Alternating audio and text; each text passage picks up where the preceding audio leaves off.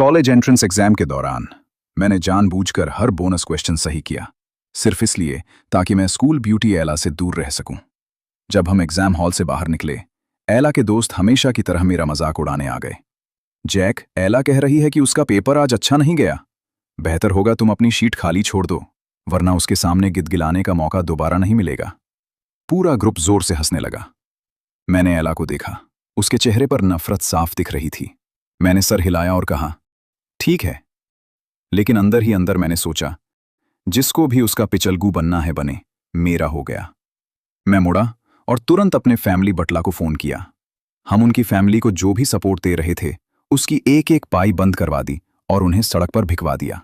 एला ने गुस्से में मुझे 99 बार कॉल किया, मैंने एक भी नहीं उठाया। अब घबराहट हो रही है। ये सारी एनर्जी पहले कहाँ थी? अपने पिछले जन्म में मैं इस देश के सबसे अमीर आदमी का बेटा था और फिर भी मैं गिदगिदाया था। अपने ही फैमिली के ड्राइवर की बेटी के सामने उससे शादी करने के लिए मैंने अपने पापा की दी हुई कंपनी उसके नाम कर दी थी। उसने मेरे पैसे खुलकर खर्च किए और किसी और से प्यार कर बैठी।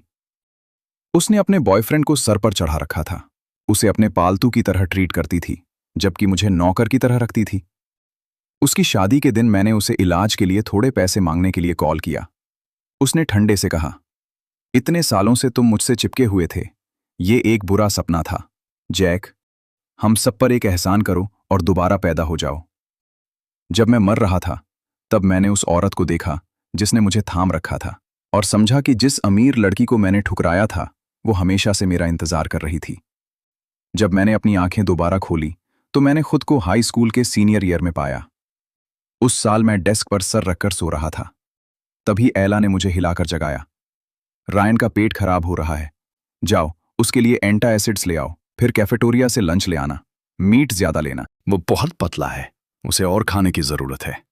रायन अपनी डेस्क पर बैठा था, भीड़ उसके आसपास ऐसे जमा थी जैसे वो कोई राजा हो। सब उसके पेट दर्द की चिंता कर रहे थे और जाहिर है एला से ज्यादा फिक्र किसी को नहीं थी। और मैं एला का बिना दिमाग वाला पिचलग्गू था। हर दिन क्लास में सोता रहता था, हर ब्रेक में उसके लिए खाना लाता, ड्रिंक्स खरीदता और उसके काम करता था। अब जब मुझे पता था कि मैं दोबारा पैदा हुआ हूँ, एला का चेहरा देखकर मुझे सिर्फ हंसी आ रही थी। वो खुद को समझती क्या थी जो मुझे ऐसे ट्रीट कर रही थी। मुझे बस खड़ा देखकर एला चिल्लाई, तुम क्या देख रहे हो, जाओ और जल्दी करो। वो रायन के पास गई और धीरे से उसकी पीठ थपथपाई। रायन ने मेरी तरफ देखा और एला से कहा, जाग को भेजना ठीक नहीं है, मैं खुद चला जाऊंगा। इसमें क्या बड़ी बात है, उसे यह सब करना पसंद है। अगर मैं उसे नहीं कहूंगी तो वह बुरा मान जाएगा, है ना जैक? उसने मेरी तरफ देखा। मैंने जबरदस्ती थोड़ा सा मुस्कुराया, कुछ नहीं कहा और कैफेटेरिया की तरफ चल पड़ा। इस बार मैंने लाइन में लगकर 2 लोगों का पूरा खाना लिया। पास में एक क्लासमेट ने मुझे देखा और धीरे से हंसा। फिर से अपनी रानी के लिए लंच ले जा रहे हो? वो रायन को पसंद करती है, जानते हो, कोई उसके लेवल का तुम्हारे जैसा मामूली नहीं। मैंने सीधे पूछा, मामूली से तुम्हारा क्या मतलब है? उसने ताना मारा, तुम एक नौकर के बेटे हो, रोज उसके साथ स्कूल आते हो और सोचते हो कि तुम उससे शादी कर सकते हो। होश में आओ, तुम जैसा बेवकूफ और बेकार लड़का तुम अपनी पूरी जिंदगी उसके घर के नौकर बनकर बिताओगे।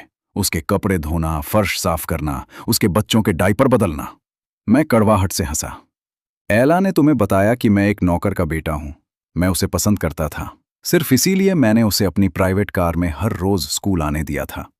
लेकिन न जाने कैसे सबकी नजरों में एला अमीरजादी बन गई थी और मैं नौकर का बेटा। मेरा ऐसा सवाल सुनकर उसने आंखें घुमाई। जो भी हो, उसका लंच ले जाओ इससे पहले कि ठंडा हो जाए। वो फिर से हंसा। मेरे आसपास के लोग भी हंसने लगे। उस पिचलग्गू पर हंस रहे थे, उस बेवकूफ पर हंस रहे थे जिसने सपने देखने की हिम्मत की। घंटी बजी। मैं कैफेटेरिया से बाहर निकला, लेकिन क्लास में वापस नहीं गया। मैं फूलों की क्यारी के पास बैठ गया और दोनों टाइम का खाना खुद ही खा लिया। मुझे याद भी नहीं कि मैंने आखिरी बार ठीक से खाना कब खाया था। बिना पेजेकों के अच्छा खाना तो सोचना भी बेकार था। हर बार मैं मार्केट के बंद होने का इंतजार करता और दूसरों की छोड़ी हुई सब्जियां उठा लेता था। मीट तो बस एक सपना था। दोनों प्लेट खाने के बाद भी मेरी भूख मुश्किल से शांत हुई। जब मैं क्लास में वापस आया तो पहली घंटी बज चुकी थी। एला ने ऊपर देखा और चिल्लाई, तुम अभी तक कहाँ थे? दवा कहाँ है? कैसी दवा? मैंने उसकी तरफ बेरुखी से देखा। जो अपनापन मैं उसके लिए दिखाता था, अब उसका नामो निशान नहीं था। एला मुझे देखती रह गई। रायन के लिए एंटासिड्स। मैंने तुम्हें बताया था कि उसका पेट दर्द कर रहा है। बहरे हो क्या? तुम एक छोटा सा काम भी नहीं कर सकते? मैंने रायन की तरफ देखा जो सच में कमजोर लग रहा था। रायन, मेरा लगता क्या है? मैं उसके लिए कुछ क्यों खरीदूं? रायन की फैमिली अमीर नहीं थी, लेकिन जब से वो और एला करीब आए थे, वो उस पर पूरा ध्यान दे रही थी। जब भी मेरे पापा मुझे कोई अच्छी चीज देते, एला सीधा रायन को देती। यहां तक कि जो घड़ी रायन ने अभी पहनी है, वो भी उन दोनों ने मेरे कार्ड से खरीदी थी। मेरे पैसे इस्तेमाल करके मेरी हर चीज का मजा ले रहे थे और मुझे एक नौकर की तरह ट्रीट कर रहे थे। एला ने कहा, जैक, तुम तमाशा करना चाहते हो, ऐसे ही करते रहो और फिर मुझे ब्लेम मत करना कि मैं तुम्हें इग्नोर कर रही हूं। जल्द ही तुम मेरी माफी के लिए गिड़गिड़ाओगे। मैं उसे हैरानी से देखने लगा। मुझे तुम्हारी माफी की क्या जरूरत है? मैंने गलत क्या किया? जब मैंने एला से बहस करने की हिम्मत की तो सब देखने लगे। इसकी हिम्मत कब से बढ़ गई? एला चौंक गई। वो मुझे घूरती रही, उन सभी पलों को याद करते हुए जब मैं उसके पास गिड़गिड़ाने आया था। उसने चेतावनी दी, ठीक है, तो आज दोपहर मेरे साथ घर मत आना। मैंने सर हिलाया। ठीक है। मैं अपनी सीट पर गया और बैठ गया, जैसे उसके शब्दों का मुझ पर कोई असर ही न हुआ हो। बस एक आम आसान सी सहमति। ब्री, जो रायन के पास बैठी थी, तुरंत बीच में आई। एक्सक्यूज मी जैक, तुम्हारी प्रॉब्लम क्या है? तुम्हें सिर्फ कुछ दवाई ही तो लानी थी, तुम वो भी नहीं कर सके। क्या तुम्हें दिख नहीं रहा रायन की तबीयत ठीक नहीं है? मैंने ठंडी नजर से देखा तो। तुम जाकर ले आओ, ब्री गुस्से में बोली। ये तुम्हारा काम है, मैं क्यों जाऊं? मेरा रायन से कोई लेना देना नहीं है। तो ये मेरा काम क्यों है? ब्री ने मेरी तरफ इशारा किया। तुम एला के घर के नौकर हो, तुम्हारा यही काम है। इस बात ने मुझे गुस्सा दिला दिया। मैं एला की तरफ मुड़ा। क्या तुम सबको बताती फिरती हो कि मैं तुम्हारे घर का नौकर हूं? जब मेरी नजर उस पर पड़ी तो एला थोड़ा हिचकिचाई। जाहिर है ये ऐसी चीज नहीं थी जो उसने सीधे सीधे कही हो। लोगों ने बस अंदाजा लगा लिया था उसे हर रोज एक लग्जरी कार में आते देखकर। उसने बस कभी उन्हें ठीक नहीं किया। वो कभी किसी को नहीं बताएगी कि उसका बाप सिर्फ एक ड्राइवर है, कि वो एक ड्राइवर की बेटी है। और अब न जाने कैसे मैं ही तमाशा कर रहा था। एला पास आई। वो मेरे पास बैठ गई। ठीक है, दवा भूल जाओ, मैं खुद ले आऊंगी। उसे लगा कि ये बस जेलसी है। मेरा रायन के लिए कुछ भी करने से मना करना उसे पाने की कोशिश है। उसने मेरी तरफ देखा। तो खाना कहाँ है? दवा नहीं लाए? अच्छा, लेकिन तुमने लंच तो लिया है ना? किसी ने उसे पहले ही बता दिया था कि उन्होंने मुझे 2 ट्रेज लेते देखा है। मैंने शांति से कहा, मैंने खा लिया। क्या तुमने दोनों खा लिए? वो ऐसे देखने लगी जैसे मैंने उसका अपमान किया हो। मैंने सर हिलाया। सामने बैठे बच्चे नफरत से मुड़कर देखने लगे। तुम जानवर हो क्या? तुमने 2 पूरी ट्रेस खा ली। उन्हें एला की चापलूसी करने और मुझे नीचा दिखाने की आदत थी, और पहले मैं उन्हें सहता था। वो एला के दोस्त थे और मैं उनसे अच्छे से रहना चाहता था, इस उम्मीद में कि वो मेरे बारे में अच्छा बोलेंगे। अब मुझे एहसास हुआ कि मैं बहुत शेशील था। जब भी एला उन्हें कुछ खिलाती थी तो पैसे मेरे ही जाते थे। मैंने शांति से कहा, मैंने अपने पैसे खर्च किए। 2 ट्रेज या 20 ट्रेज, इससे किसी और को कोई मतलब नहीं होना चाहिए। सामने बैठे बच्चे चुप हो गए, उनके चेहरे उतर गए। उनमें से एक ने धीरे से कहा, उसके अपने पैसे? क्या एला की फैमिली उसके सारे खर्चे नहीं उठाती? लेकिन एला पहले से ही गुस्से में थी, खासकर इस बात पर कि मैं उसके लिए लंच नहीं लाया था। उसने कुछ भी नहीं खाया था। उसका गुस्सा बढ़ गया। जैक, तुमने ये खुद किया है, उसने कहा। देखते हैं तुम ये कब तक कर पाते हो। वो उठी और अपना सामान उठाया। फिर ब्री से कहा, मुझसे सीट बदल लो, तुम इसके पास बैठो। जब भी वो नाक होती, यही उसकी सजा होती थी, मेरे पास बैठने से मना कर देना। आखिरकार मैंने उस सीट के लिए मिन्नतें की थी। उसे मेरा ट्यूटर बनना था, मेरे पास बैठकर मुझे पढ़ाई में मदद करनी थी। लेकिन अब सोचता हूं, उसने मुझे कभी एक बार भी नहीं पढ़ाया। उसने सिर्फ मुझे हुक्म दिए। उसे लगा कि इससे मैं घबरा जाऊंगा, लेकिन ऐसा नहीं हुआ। मैंने उसे पूरी तरह इग्नोर कर दिया। एला ने खाना नहीं खाया था। रायन अभी भी पेट दर्द से परेशान था। वो पास ही बैठी थी, चेहरा उतरा हुआ था। खिड़की के पास बैठे मुझ पर नजर डाल रही थी। इस बार एला सच में गुस्से में थी। वो पहले से ही प्लान बना रही थी कि जब मैं माफी मांगने आऊंगा तो वो क्या करेगी। स्कूल के बाद में बैक गेट पर इंतजार कर रही थी। मैं सीधा उसकी तरफ गया, बिना इधर उधर देखे। अब तक पूरे स्कूल को पता चल गया था कि मैंने एला से पंगा ले लिया है। सब मेरा बुरा हाल देखने का इंतजार कर रहे थे। जब मैं बिना हिचकिचाए अंदर बैठ गया तो कान्हा फूंसी शुरू हो गई।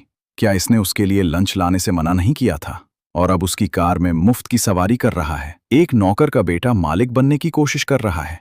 एला अभी तक आई भी नहीं और ये खुद ही बैठ गया। एला बहुत सब्र वाली है। अगर मैं उसकी जगह होती तो इस एहसान फरामोश को कब का निकाल दिया होता। मैंने हर एक शब्द सुना।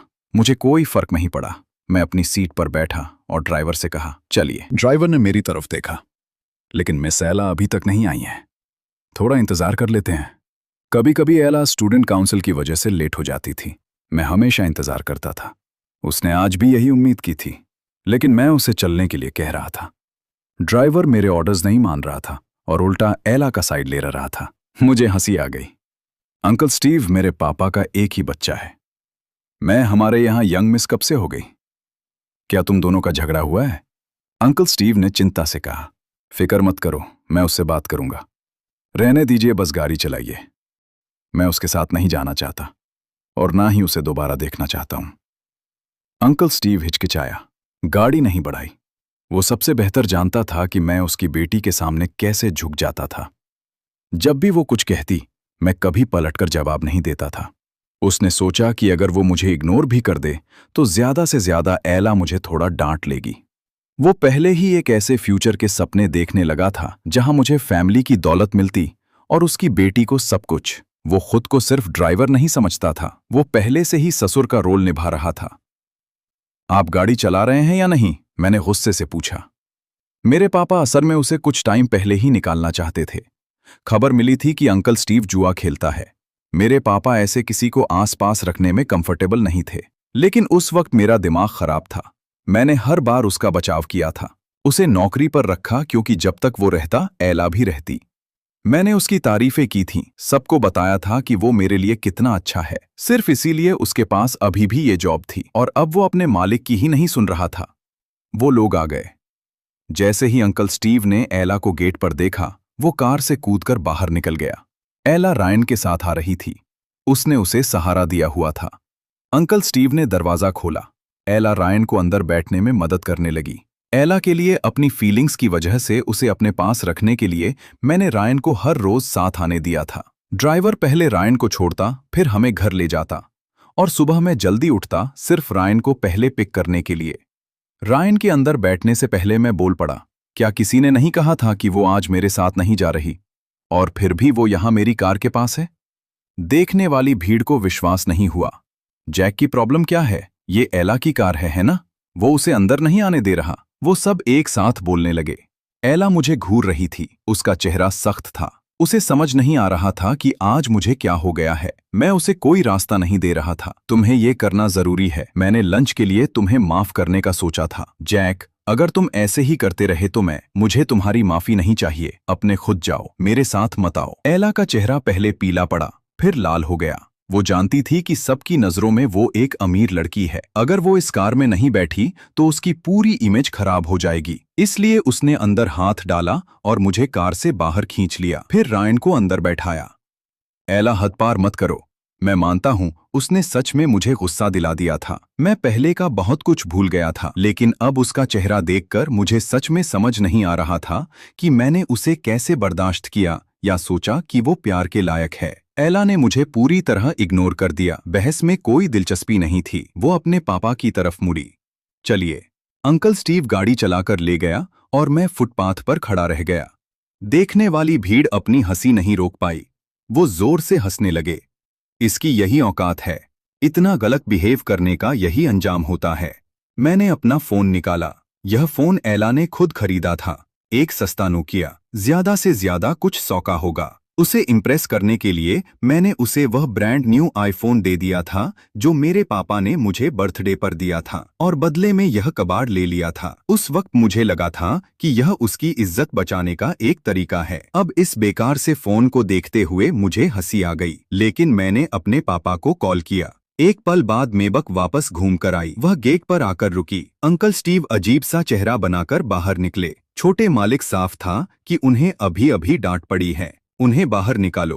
मैं उनके साथ राइड शेयर नहीं करूंगा। अंकल स्टीव कार की तरफ मुड़े। एला पहले ही रायन को बाहर निकालने में मदद कर रही थी। दोनों ही चौंक गए थे। रायन घबराया हुआ लग रहा था। जैक, अगर तुम्हें मुझसे कोई प्रॉब्लम है तो ठीक है, लेकिन तुम्हें एला के पीछे पड़ने की जरूरत नहीं है। वो हमेशा से तुम्हारे साथ अच्छी रही है। एला ने हाथ से उसे रोका रहने दो। जब वो दोनों बाहर निकल गए, मैं अंदर बैठ गया। गाड़ी चलने से पहले मैंने खिड़की नीचे की, मुस्कुराया और एला को हाथ हिलाकर कहा, बाय। अंकल स्टीव ने रिया व्यू मिरर से मुझे देखा। साफ था कि उसे उम्मीद नहीं थी कि मैं इतना आगे जाऊंगा। छोटे मालिक, उसने धीरे से शुरू किया, झगड़े होते रहते हैं, इतना दिल पर मत लो। मैं एला से आकर माफी मंगवा लूंगा। वैसे गाड़ी के बिना उसे शायद बस लेनी पड़ेगी। पता नहीं वो किस टाइम घर पहुंचेगी। जब सब लोग बस ले सकते हैं तो वो क्यों नहीं? अंकल स्टीव, क्या आप भूल गए हैं कि आपको सैलरी कौन देता है? अगर आपको मुझसे कोई प्रॉब्लम है तो आप नौकरी छोड़ सकते हैं।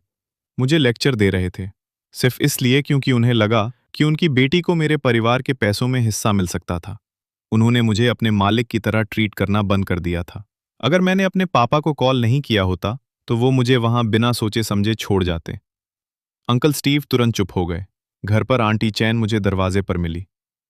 छोटे मालिक, आप अकेले वापस आ गए। मिस एला कहाँ है? इस घर में अब कोई मिस एला नहीं है, मैंने कहा। आंटी चैन ने आंखें झपकाईं। छोटे मालिक को आखिर अकल कब आई? मैंने एला को इतने लंबे समय तक इतना अच्छा ट्रीट किया था कि वो और उसके पापा दोनों अपनी औकात भूल चुके थे। आंटी चैन ने कई बार कुछ कहना चाहा था, लेकिन उनकी हिम्मत नहीं हुई, क्योंकि वो जानती थी कि इससे मुझे बुरा लगेगा। अब मुझसे ये सुनकर वो सच में भावुक हो गई। उन्होंने मेरी तरफ देखा। वो हमेशा से घर के सारे स्टाफ में से मुझसे सबसे अच्छे से पेश आती थी। लेकिन पहले, क्योंकि वो एला के आसपास चीजें मैनेज करती थी, मैं बेवजह उससे नफरत करता था। मेरे पिछले जन्म में जब एला ने घर संभाला तो आंटी चैन ही वो पहले इंसान थी जिसे उसने निकाला था। सब कुछ याद करके अब उसे देखते हुए मेरी आंखें भर आई। मैं ऊपर जा रहा हूं, मैंने उनसे कहा। जरूर। ओ, मिस सोफिया आई हैं, क्या मैं उन्हें भेज दूं? सोफिया अक्सर घर आती थी, लेकिन क्योंकि मेरे पापा ने उसे मेरे लिए चुना था और मैं एला के पीछे पागल था, मुझे सोफिया के होने से ही नफरत थी। जब भी वो आती मैं उससे मिलने से मना कर देता। मैं बस किसी से कहकर उसे भेज देता था। आखिर में हम दोनों शायद ही कभी आमने सामने आए होंगे। लेकिन जब मैं मर रहा था तो उसके ही लोगों ने मुझे हॉस्पिटल पहुंचाया था। वो कभी नहीं भूली थी कि वो मेरी मंगेतर है। मैंने आंटी चैन को रोका। मैं उससे मिलूंगा। वो कहाँ है? पीछे आंगन में स्नोबॉल के साथ खेल रही हैं। मैं पीछे आंगन में गया और देखा कि सोफिया स्नोबॉल को खिला रही है। मैं वो कुत्ता खुद चाहता था, लेकिन एला ने कहा था कि उसे कुत्ते पसंद नहीं, इसलिए मैंने उसके पास जाना बंद कर दिया था। लेकिन यहाँ सोफिया स्नोबॉल के साथ बिल्कुल आराम से थी। उसने अपने स्कूल की ब्लू यूनिफॉर्म पहनी हुई थी, दुनिया की सबसे आम चीज, और न जाने कैसे वो उसमें कमाल लग रही थी। मरने से पहले मैंने उसके बारे में जो सुना था उसे याद करके, एक ऐसी औरत जिसके पास सब कुछ था, जिसने इतने साल अकेले बिताए, मेरी आंखें लाल हो गईं। सोफिया ने स्नोबॉल को सहलाना बंद किया और ऊपर देखा। मैं दरवाजे पर खड़ा था। उसने मुझे आते हुए नहीं सुना। वो मेरी तरफ बढ़ने लगी, फिर खुद को रोका। उसे याद आया कि मैं उससे हमेशा कितनी नफरत करता था, और रुक गई। छोटे मालिक जैक। सोफिया खूबसूरत थी, लेकिन अपनी उम्र से ज्यादा शांत थी। वो मेरी ही उम्र की थी, लेकिन उसके तेवर 25 साल के लोगों जैसे थे, और पढ़ाई में उसने पूरे प्रोविंस में टॉप रैंक हासिल किया था। वो एक ऐसी इंसान थी जिसे एला बिल्कुल बर्दाश्त नहीं कर सकती थी। एला हमेशा कहती थी कि सोफिया की कामयाबी सिर्फ उसके अमीर होने की वजह से है, कि उसकी फैमिली ने उसे हर रिसोर्स और फायदा दिया है, सिर्फ इसीलिए वो इतनी अच्छी हो सकती थी। अगर मेरे पास वो होता जो उसके पास है, तो मैं भी उतनी ही अच्छी होती। जब भी सोफिया के ग्रेड्स आते, एला अपनी चिड़चिड़ाहट नहीं छुपा पाती थी, और मैंने उस एहसास को खुद पर हावी होने दिया था। मैंने भी सोफिया को एक दुश्मन की तरह ट्रीट करना शुरू कर दिया था। लेकिन ईमानदारी से सोचूं तो हमने मुश्किल से कभी बात की थी। उसने मेरे साथ कभी कुछ गलत नहीं किया था। इस बार मैंने अपनी फीलिंग्स को काबू में रखा और धीरे से पूछा, तुम्हें कुछ चाहिए था? बस तुम्हें देखने आई थी, सोफिया ने कहा। जब मैंने कोई जवाब नहीं दिया तो उसने समझदारी से माहौल को समझा। मैं जानती हूं तुम मुझे यहां नहीं चाहते, मैं चली जाती हूं। उसने तो मुझसे मिलने की उम्मीद भी नहीं की थी। वो सच में सिर्फ स्नोबॉल के लिए आई थी। मेरा बाहर आना ही उसके लिए उम्मीद से ज्यादा था। वो जाने ही वाली थी। इससे पहले कि मैं खुद को रोक पाता, मैं बोल पड़ा, क्या तुम डिनर के लिए रुकना चाहोगी? सोफिया रुक गई। उसने मुझे सच में हैरानी से देखा। क्या ये ठीक है? शाम की धूप मुझ पर पड़ रही थी, सब कुछ नरम लग रहा था। हाँ बिल्कुल। एला अभी तक वापस नहीं आई थी, वो रायन को छोड़ने गई थी। पहले मैं बिना सवाल किए उसके लिए डिनर रोक कर रखता। मुझे इतनी जल्दी खाना खाने के लिए तैयार देखकर आंटी चैन हैरान थी। क्या हम मिस एला का इंतजार नहीं कर रहे? किस लिए? घर के स्टाफ को मुझे एला के आगे पीछे घूमते देखने की इतनी आदत हो गई थी कि अब जब मैंने ये बंद कर दिया, उन्हें समझ नहीं आ रहा था कि वो क्या करें। आंटी चैन ने और में ही पूछा, जरूर, मैं सब तैयार करवाती हूँ, और अंकल स्टीव को बता देना कि उन्हें कल से आने की जरूरत नहीं है, कभी नहीं। आंटी चैन रुकी और खुद को संभाला। ये पूछना उनका काम नहीं था, समझ गई। एला के पापा को ऑफिशियली निकालने के बाद मैं आखिरकार डाइनिंग रूम में बैठा। सोफिया चुपके से मुझे देख रही थी। जैसे ही मैं बैठा, उसने तुरंत नजर घुमा ली। मुझे उम्मीद नहीं थी कि वो इतनी घबरा जाएगी। इससे मेरा मन उसे थोड़ा छेड़ने का करने लगा। तुम मुझे क्यों नहीं देख रही? क्या मैं इतना बुरा दिखता हूँ? मेरे ग्रेड्स शायद खराब हों, लेकिन मैं देखने में बुरा नहीं हूँ। अगर एला ने मुझे इस तरह नीचे न गिराया होता तो मेरा ये हाल कभी नहीं होता। सोफिया मेरी तरफ मुड़ी, चेहरे पर बिल्कुल शांति थी। आप में ही हैं, लेकिन अगर आप ध्यान से देखते तो उसके कान बिल्कुल लाल हो गए थे। मैं मुस्कुराया। वैसे मैंने सुना है तुम्हारे ग्रेड्स कमाल के हैं। उसे मेरी इस तरह की गर्माजोशी की आदत नहीं थी। वो ठीक ठाक हैं, उसने कहा। क्या तुम किसी अच्छे ट्यूटर को जानती हो? मुझे सच में एक रिकमेंडेशन चाहिए। एला पर भरोसा करना अब जाहिर है कोई ऑप्शन नहीं था। इस बार मैं ये सोचकर आराम से जिंदगी नहीं गुजारने वाला था कि मेरे पापा हमेशा मेरी रक्षा करेंगे। मैंने पिछले जन्म में मुश्किल से कोई किताब खोली थी। जब तक मेरे पास मौका है मैं उसे सुधारना चाहता था। सोफिया के कॉन्टैक्ट्स थे। A tutor recommended would probably actually worth something. एक ट्यूटर एला का क्या? उसने सुना था कि मेरा ट्यूटर एक क्लासमेट है, इसीलिए एला इतने समय से मेरे घर पर रह रही थी। उसे निकाल दिया है क्योंकि एला ने मेरी कभी इज्जत नहीं की। उसके पास मुझे पढ़ाने का बिल्कुल सब्र नहीं था, और हर एक पैसा जो मैंने उसे दिया था पूरी तरह बर्बाद हो गया था। सोफिया हैरान लगी। मैं साफ तौर पर सीरियस था, ये कोई मजाक नहीं था। उसने अपना गिलास उठाया और एक घंट पिया खुद को संभालते हुए। मेरा कोई ट्यूटर नहीं है, मैंने हमेशा खुद ही पढ़ाई की है। अगर आपको बुरा ना लगे तो मैं रोज आकर आपको खुद पढ़ा सकती हूँ। उसे सच में उम्मीद नहीं थी कि मैं हाँ कहूँगा, ये देखते हुए कि मैंने उसकी तरफ पहले कभी एक नज़र तक नहीं डाली थी। डिनर पर बुलाया जाना ही उसकी उम्मीद से बहुत ज़्यादा था, इसलिए जब मेरा चेहरा इस तरह खिल उठा तो वो तैयार नहीं थी। सच में? सोफिया ने सर हिलाया। मेरे रिएक्शन से थोड़ा घबरा गई। जब भी आप तैयार हूँ बिल्कुल, मैंने कहा, सच में खुश होकर। ज़रूर, बस मैं तुम्हारा पढ़ाई का टाइम बर्बाद नहीं करना चाहता। नहीं होगा, सोफिया ने कहा। उसका चेहरा शांत था, लेकिन उसकी आंखों में एक ऐसी नरमी थी जिसे नज़रअंदाज करना मुश्किल था। मुझ पर इसका कोई असर नहीं होगा। उसने पहले ही पूरा हाई स्कूल का सिलेबस ख़त्म कर लिया था और उसे यूनिवर्सिटी में गारंटीड प्लेसमेंट मिल चुकी थी, लेकिन उसने ये सब कुछ नहीं कहा इस डर से कि कहीं मैं मना न कर दूं। तो शुक्रिया, मैंने कहा। मेरे ग्रेड्स बहुत ख़राब हैं, बस मुझ पर हार मत मानना। एला की ग्रेड्स भी अच्छे थे, लेकिन उसमें सब्र बिल्कुल नहीं था। अगर मुझे पहली बार में कुछ समझ नहीं आता, वो जस्ट येल एट मी। मेरे ग्रेड्स पहले एवरेज थे, उसकी ट्यूटरिंग के अंडर वो और ख़राब हो गए और मेरा कॉन्फिडेंस भी चला गया। मैं नहीं मानूंगी, सोफिया ने कहा, तो मैं स्कूल के बाद आ जाऊंगी। हम दोनों वहाँ डिनर पर बैठे थे। सोफिया चुप थी। मैंने अपनी चॉपस्टिक्स उठाई और उसकी प्लेट में थोड़ा खाना रखा। अपना ही घर समझो, हिचकिचाने की ज़रूरत नहीं है। और ठीक उसी पल एला अंदर आई, रायन को अभी अभी छोड़कर। उसे अपने पापा के बारे में खबर मिल चुकी थी और उन्होंने उसे खूब सुनाया था। वो अंदर आई तो देखा कि मैं उसके बिना खाना खा रहा हूँ।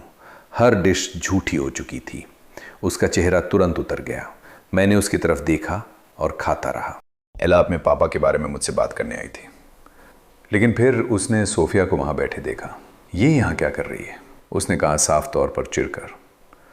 पहले मैं एला को खुश रखने के लिए हर दूसरी लड़की से दूरी बनाकर रखता था। जब भी सोफिया आती मैं बिना देखे ही उसे वापस भेज देता था, और अब वो यहाँ मेरे डिनर टेबल पर थी। वो मेरी मेहमान है। मैंने कहा, तुम्हें इससे कोई प्रॉब्लम है? एला धीरे से बैठ गई मुझे देखते हुए। तुमने उसे यहाँ मुझे चिढ़ाने के लिए बुलाया है ना? वो हर कंपटीशन में सोफिया से नफरत करती थी। जब तक सोफिया का नाम टॉप पर रहता, फर्स्ट प्लेस उसकी पहुंच से दूर था। सोफिया चुपचाप बैठी रही, कुछ नहीं कहा। मैंने एला की तरफ देखा। तुम ज़्यादा सोच रही हो एला, तुम उतनी ज़रूरी नहीं हो। एक समय था जब मैं सोचता था कि वो मेरी पूरी दुनिया है। मैंने सब कुछ उसके नाम कर दिया था, लेकिन एक दूसरा मौका मिलने पर उसे देखकर मुझे सिर्फ नफरत महसूस हुई। ऐसे किसी से प्यार करने ने मुझे हमेशा नीचे ही गिराया है। अगर तुम्हें लगता है कि मुझे किसी और लड़की के साथ देखकर तुम परेशान हो जाओगी, तो तुम्हें बिल्कुल गलत अंदाज़ा है कि हम कहाँ खड़े हैं। मैं तो चाहता हूँ कि तुम किसी और के करीब जाओ। कम से कम तब तुम आसपास आकर मुझे परेशान करना बंद करोगी। इसके बाद वो उठी और सीधे ऊपर अपने कमरे में चली गई। मैं कुछ बोल नहीं पाया। जब एला चली गई, मैंने सोफिया के चेहरे पर बदलाव देखा। कुछ अजीब सा एहसास उसके चेहरे से गुजरा था। उसकी बात मत सुनो, मैंने जल्दी से कहा। मुझे पूरा यकीन नहीं था कि वो इसका गलत मतलब नहीं निकालेगी, लेकिन सोफिया ने कुछ नहीं कहा। वो चुप हो गई थी। उसकी गर्मा जोशी की जगह एक अजीब सी ठंडक ने ले ली थी। डिनर के बाद मैं उसे दरवाजे तक छोड़ने गया। घर जाते हुए ध्यान रखना, ठीक है? वो बिना कुछ कहे चली गई, हमेशा की तरह शांत। मैं अंदर वापस आया। एला सीढ़ियों से नीचे आ रही थी। उसने अपनी यूनिफॉर्म की जैकेट उतार दी थी और सिर्फ एक शॉर्ट स्लीव शर्ट पहनी हुई थी। उसने जितनी भी बुरी चीजें की थी, वो साख मेरी खूबसूरत थी, नरम दिखने वाली, लगभग भूली। ठीक इसी तरह उसने मुझे पहले बेवकूफ बनाया था। अब एला मेरी तरफ मुड़ी और कहा, तुमने मेरे पापा को क्यों निकाला? उसने सोफिया के सामने यह बात नहीं उठाई थी। वो यह बर्दाश्त नहीं कर सकती थी कि किसी को पता चले कि वह सिर्फ ड्राइवर की बेटी है। सोफिया के सामने तमाशा करना उसके लिए शर्मिंदगी की बात होती। क्या मुझे एक ड्राइवर को निकालने के लिए तुम्हें वजह बताने की जरूरत है? वो मेरे पापा हैं, एला ने कहा। आज जो कुछ भी हुआ वो मेरा फैसला था, उनका इससे कोई लेना देन नहीं है। अगर तुम्हें किसी को सजा देनी है तो मुझे दो। जाओ, मुझे भी निकाल दो। फायर शब्द ने मुझे एक नया जोश दिया। मैंने सीधा उसकी तरफ देखा, खुशी से। तुमने अभी क्या कहा? एला मुझे घूरती रही। तुम हमेशा सोचते थे कि मैं बेवकूफ हूं, है ना? ठीक है, सब खत्म। अपना सामान पैक करो और यहां से चली जाओ। मैं दूसरा ट्यूटर ढूंढ लूंगा। जब से तुमने मुझे पढ़ाना शुरू किया है, मेरे ग्रेड्स और खराब हो गए हैं। सच कहूं तो जितने पैसे मैं तुम्हें दे रहा हूं, तुम उसके लायक नहीं हो।